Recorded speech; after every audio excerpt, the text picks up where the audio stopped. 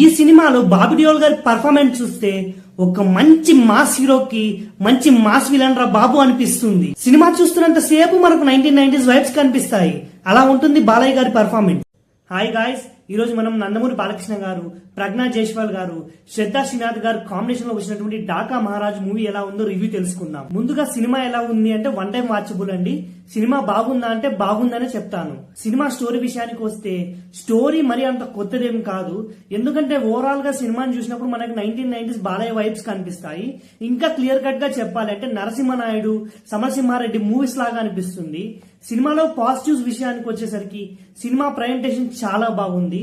ఒక కొత్త రకమైన టోన్ లాగా అనిపిస్తుంది. సినిమా మొత్తం ఒక క్లాస్ అండ్ మాస్ కాంబినేషన్ తో చాలా చక్కగా ఉంది.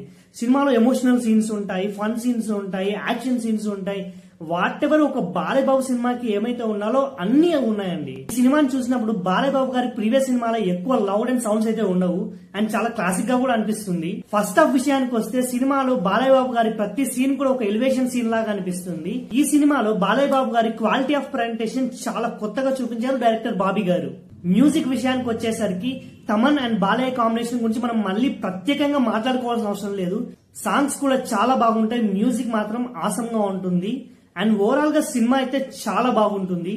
ఓవరాల్ గా సినిమా స్టోరీ రొటీన్ గా అనిపించిన సినిమాటిక్ వే ఆఫ్ ప్రజెంటేషన్ చాలా బాగుంది. బాలయ్య బాబు గారి ప్రతి ఒక్క ఫ్యాన్ కి కూడా నచ్చే movie Daaku Maharaj. Cinema story గురించి ఒక్క మాటలో చెప్పాలంటే ఢిల్లీలో పనిచేసే సీతారాం అనే ఒక ఇంజనీర్ చంబల్లో డాకు మహారాజ్ గా ఎలా మారాడు, ఆ తరువాత మదనపల్లి అనే విలేజ్ లో ఒక స్కూల్ హెడ్ మాస్టర్ డ్రైవర్ గా నానాజీ అనే పేరుతో ఎందుకు మారాడు అనేది ఈ cinema story line.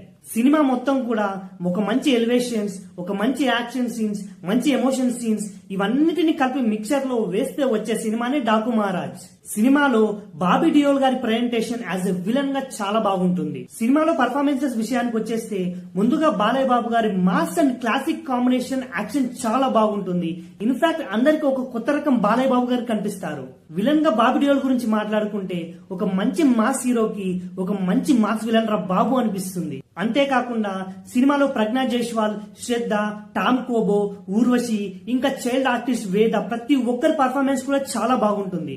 So overall గా సినిమాని బిగ్ స్క్రీన్ పైన చూస్తే బాలయ్య గారి కొత్త రకం సినిమాలా అనిపిస్తుంది.